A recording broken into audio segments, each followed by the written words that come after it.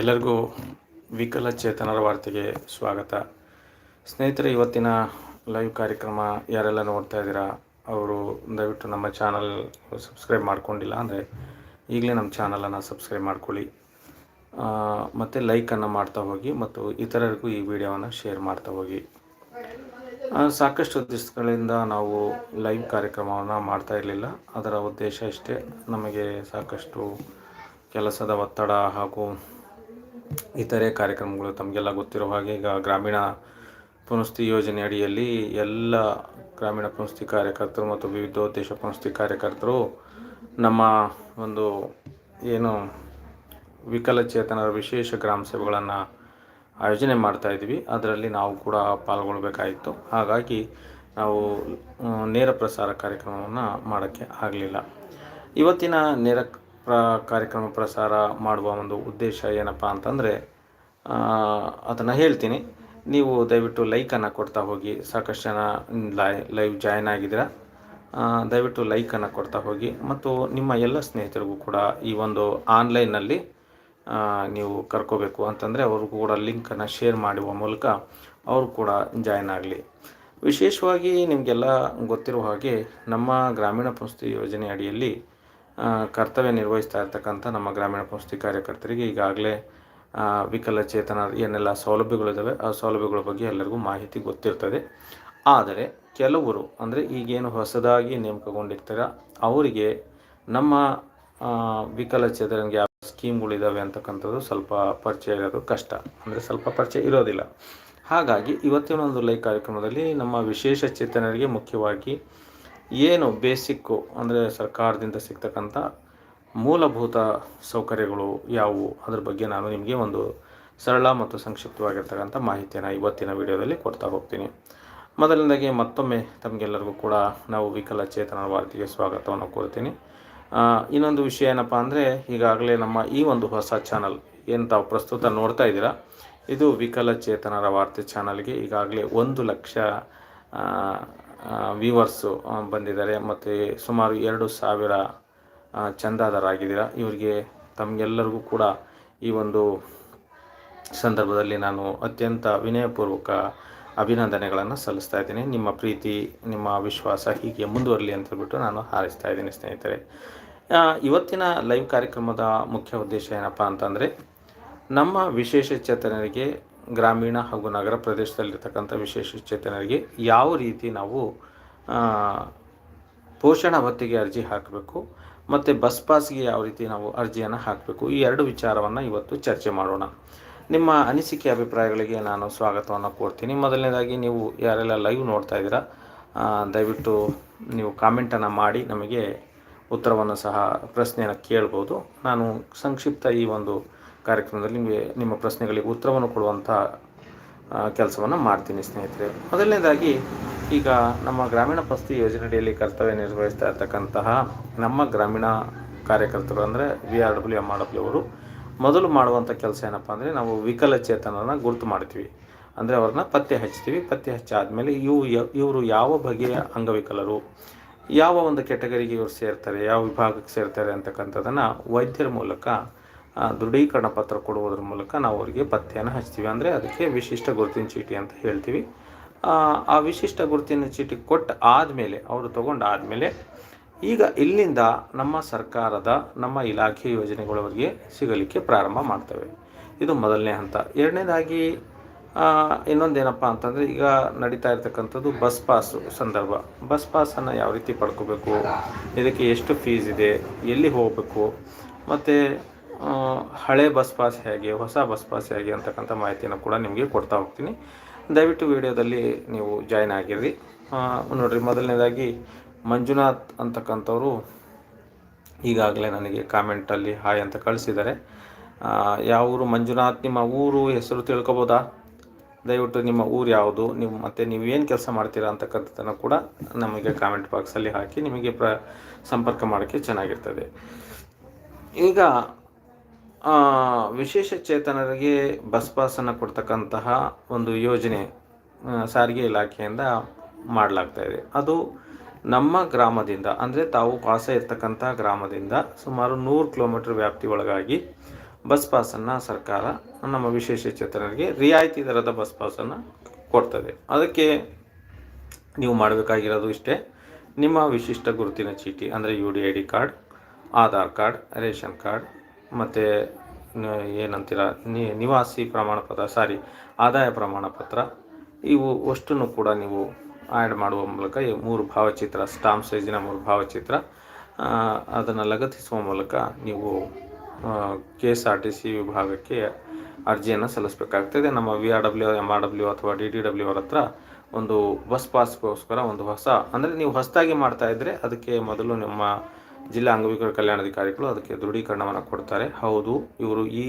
ವಿಭಾಗಕ್ಕೆ ಸೇರಿರ್ತಕ್ಕಂಥ ವಿಕಲಚೇತನ ಅಂತ ಹೇಳ್ಬಿಟ್ಟು ನಿಮ್ಮ ಎಲ್ಲ ಡೀಟೇಲ್ಸನ್ನು ಅದರಲ್ಲಿ ಫಿಲಪ್ ಮಾಡಿ, ಒಂದು ಅರ್ಜಿ ನಮೂನೆ ಇರ್ತದೆ ಉಚಿತ ಬಸ್ ಪಾಸ್ಗಾಗಿ, ಅದರಲ್ಲಿ ಎಲ್ಲ ನಮೂನೆಯನ್ನು ಫಿಲಪ್ ಮಾಡಿ ಜಿಲ್ಲಾ ಅಂಗವಿಕಲ ಕಲ್ಯಾಣಾಧಿಕಾರಿಗಳ ಮೇಲ್ಸಹಿಯನ್ನು ನೀವು ಪಡ್ಕೋಬೇಕಾಗ್ತದೆ.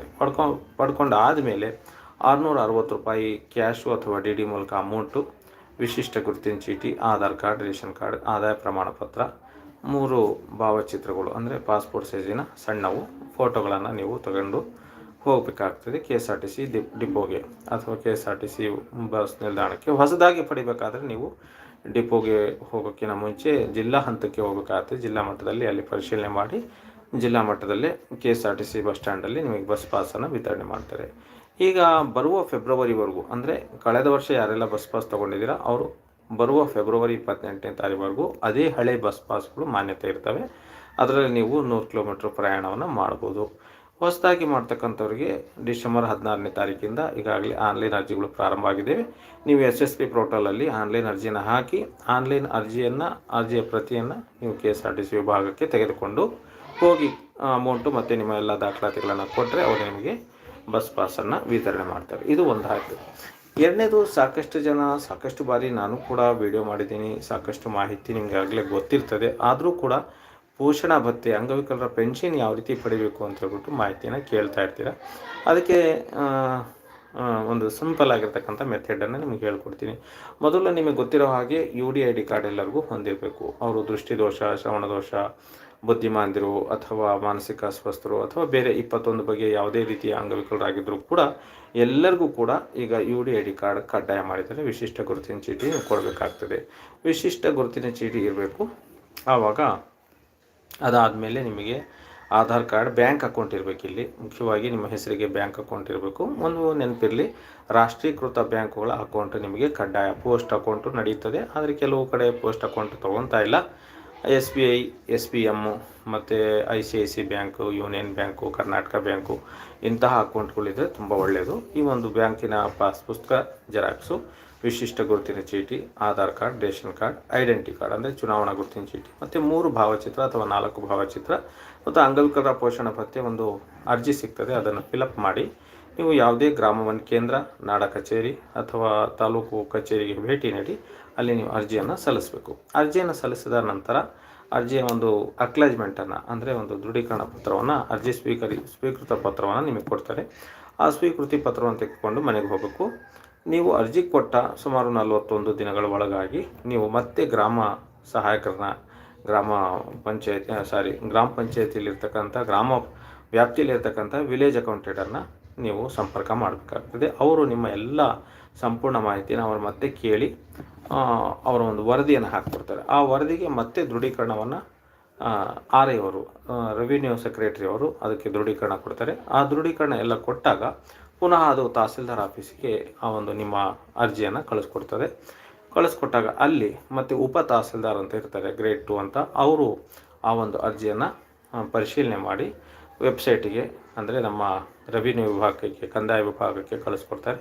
ಅದಾದ 24 ಗಂಟೆ ಅಥವಾ 2 ದಿವಸ ಒಳಗಾಗಿ ನಿಮಗೆ ಆದೇಶ ಪತ್ರ ಸಿಗ್ತದೆ. ಸ್ನೇಹಿತರೆ, ಇದು ಒಂದು ಪೋಷಣಾ ಭತ್ಯೆ ಪಡೆಯುವ ವಿಧಾನ ಆಗಿದೆ.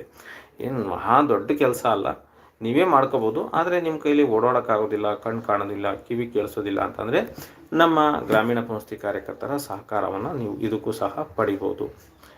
ನೆನಪಿರಲಿ, ನೀವು ಆ ಒಂದು ಅರ್ಜಿಯನ್ನು ಹಾಕಬೇಕಾದ್ರೆ ಹಿಂದೆ ಯಾವುದೇ ಇದರಲ್ಲಿ ಪೋಷಣಾ ಭತ್ಯೆಯನ್ನು ತೆಗೆದುಕೊಂಡಿರ್ಬೋದು. ಕೆಲವೊಮ್ಮೆ ಏನಾಗ್ತದೆ ಅಂದರೆ ಊರುಗಳಲ್ಲಿ 800 ರೂಪಾಯಿ ತೊಗೊತಿದ್ದ ಮತ್ತು 1100 ರೂಪಾಯಿ, 1200 ರೂಪಾಯಿ, 1400 ರೂಪಾಯಿ ತೊಗೋಬೇಕಂತ ಮತ್ತೊಂದು ಅರ್ಜಿ ಹಾಕೋದು. ಅಥವಾ ಬೇರೆ ತಾಲೂಕಿನವ್ರು ಬಂದು ಈ ತಾಲೂಕಿನಲ್ಲಿ ಅರ್ಜಿ ಹಾಕೋದು, ಈ ರೀತಿ ಕೂಡ ಪ್ರಕರಣಗಳನ್ನು ನೋಡೋಕ್ಕೆ ಸಿಗ್ತವೆ. ಅಂತಹ ಯಾವುದೇ ಕೆಲಸವನ್ನು ನೀವು ಮಾಡೋಕ್ಕೆ ಹೋಗಬಾರ್ದು. ಯಾಕಂದರೆ ಈಗ ಆಧಾರ್ ಕಾರ್ಡ್ ಮತ್ತು ವಿಶಿಷ್ಟ ಗುರುತಿನ ಚೀಟಿ ಏನಿದೆ ಅದರಲ್ಲಿ ನಮ್ಮ ಎಲ್ಲ ವಿವರಗಳು ಅದರಲ್ಲಿ ಅಡಕವಾಗಿರ್ತವೆ.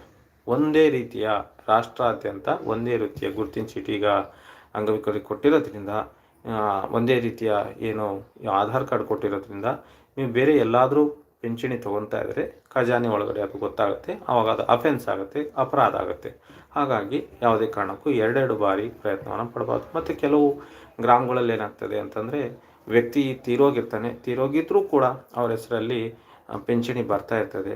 ಅದನ್ನು ನಾವು ಪೋಸ್ಟ್ಮ್ಯಾನ್ಗೆ ಅಥವಾ ಗ್ರಾಮ ಸಹಾಯಕರಿಗೆ ನಾವು ಹೇಳಬೇಕಾಗ್ತದೆ, ಹೌದು ಇಂಥ ವ್ಯಕ್ತಿ ತೀರೋಗಿದ್ದಾರೆ, ಅವರ ಪಿಂಚಣಿ ನಿಲ್ಲಿಸಿ ಅಂತ. ಇದರಿಂದ ಸರ್ಕಾರಕ್ಕೆ ಎಷ್ಟೋ ಉಳಿತಾಯ ಆಗ್ತದೆ. ಕೆಲವೊಮ್ಮೆ ನಾವು ನೋಡ್ತಾ ಇರ್ತೀವಿ ಗ್ರಾಮಗಳಲ್ಲಿ ಸರ್ವೆ ಮಾಡಬೇಕಾದ್ರೆ, ವ್ಯಕ್ತಿ ತೀರೋಗಿದ್ರೂ ಕೂಡ ಅವರ ಹೆಸರಿಗೆ ಪಿಂಚಣಿ ಬರ್ತಲೇ ಇರ್ತದೆ ಮತ್ತು ಟ್ರೆಜರಿಯಲ್ಲಿ ಅದು ಸ್ಟೇಟಸ್ ಆಕ್ಟಿವ್ ಆಗಿ ಇರ್ತದೆ. ಅಂಥ ಸಂದರ್ಭದಲ್ಲಿ ನಮ್ಮ ವಿಲೇಜ್ ಅಕೌಂಟೆಂಟು ಅಥವಾ ನಮ್ಮ VRWಗಳು ಸರ್ಕಾರಕ್ಕೆ ಮಾಹಿತಿಯನ್ನು ಕೊಡುವ ಮೂಲಕ ಆ ಒಂದು ಸೋರ್ತಕ್ಕಂಥ ಹಣವನ್ನು ನಾವು ತಡಿಬೋದು. ಇದರಿಂದ ಏನಾಗುತ್ತೆ, ನಿಜವಾದ ಅಂಗವಿಕಲರಿಗೆ ಸಕಾಲದಲ್ಲಿ ಪಿಂಚಣಿ ಸಿಗುವಂಥ ವ್ಯವಸ್ಥೆ ಆಗ್ತದೆ ಸ್ನೇಹಿತರೆ.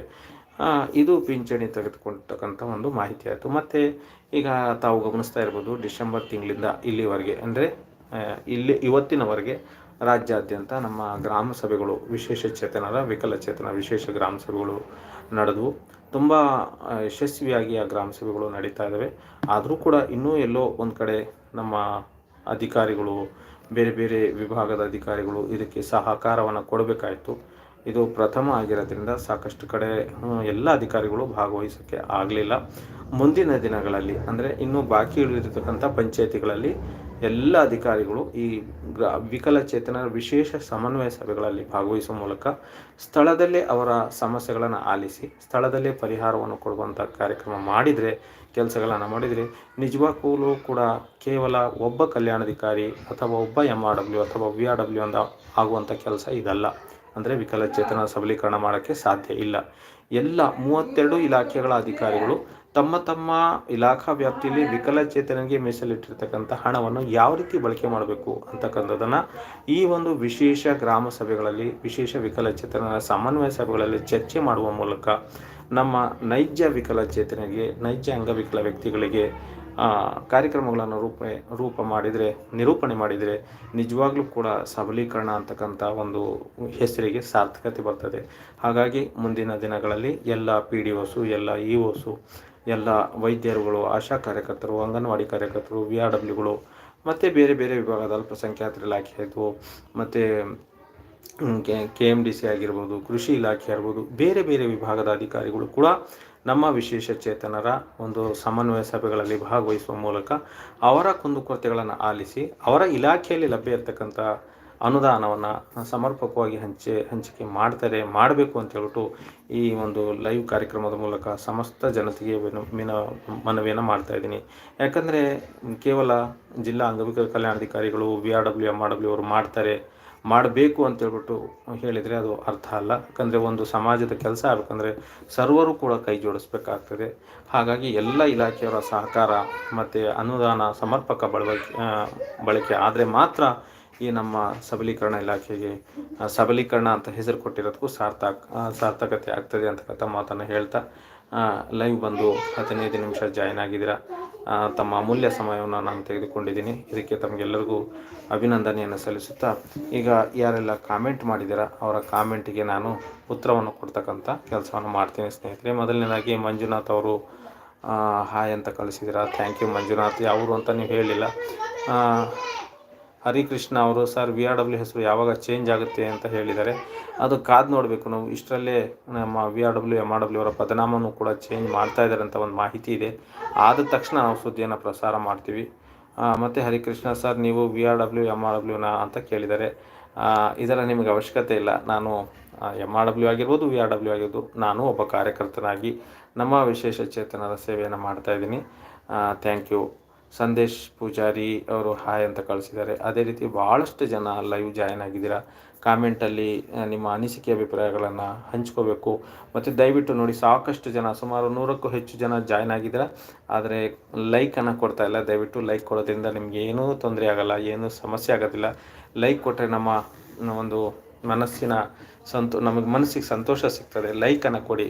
ನಮ್ಮ ಎಲ್ಲ ವೀಡಿಯೋಗಳು ನಿಮಗೆ ತಕ್ಷಣ ನೋಡೋಕ್ಕೆ ಸಿಗಬೇಕಂತಂದರೆ ನಮ್ಮ ಚಾನಲನ್ನು ಸಬ್ಸ್ಕ್ರೈಬ್ ಮಾಡ್ಕೊಳ್ಳಿ. ಪ್ರತಿದಿನ ವಿಕಲಚೇತನರ ವಾರ್ತೆಯನ್ನು ತಪ್ಪದೇ ವೀಕ್ಷಿಸಿ. ಪ್ರತಿದಿನ ಒಂದು ಹೊಸ ಸುದ್ದಿಯನ್ನು ನಾವು ಪ್ರಸಾರ ಮಾಡ್ತಾ ಇರ್ತೇವೆ. ಮತ್ತು ನಿಮ್ಮ ಗ್ರಾಮ ಪಂಚಾಯತಿಗಳಲ್ಲಿ ಅಥವಾ ನಿಮ್ಮ ಊರಲ್ಲಿ ನಮ್ಮ ವಿಕಲಚೇತನಿಗೆ ಸಂಬಂಧಪಟ್ಟ ಯಾವುದೇ ಕಾರ್ಯಕ್ರಮ, ಕ್ರೀಡೆ, ಕಲೆ, ಸಾಹಿತ್ಯ ಮತ್ತು ವಿಶೇಷ ಸಾಧನೆ ಮಾಡಿರ್ತಕ್ಕಂಥ VRW MRW ಅವರ ಯಶೋಗಾಥೆ ಇದೆ, ದಯವಿಟ್ಟು ನಮಗೆ ಸಂಪರ್ಕ ಮಾಡಿ. ನಾವು ನಮ್ಮ ಚಾನಲ್ನಲ್ಲಿ ಆ ಸುದ್ದಿಯನ್ನು ಪ್ರಸಾರ ಮಾಡ್ತೀವಿ ಅಂತ ಹೇಳ್ತಾ, ಲೈವ್ ಜಾಯ್ನ್ ಆಗಿ ನಮ್ಮ ಕಾರ್ಯಕ್ರಮವನ್ನು ವೀಕ್ಷಣೆ ಮಾಡಿರ್ತಕ್ಕಂಥ ಎಲ್ಲರಿಗೂ ಕೂಡ ತುಂಬ ಹೃದಯದ ಅಭಿನಂದನೆ ಸಲ್ಲಿಸಿ ಇವತ್ತಿನ ಲೈವ್ ಕಾರ್ಯಕ್ರಮ ಮುಗಿಸ್ತಾ ಇದ್ದೀನಿ. ಜೈ ಹಿಂದ್, ಜೈ ಕರ್ನಾಟಕ.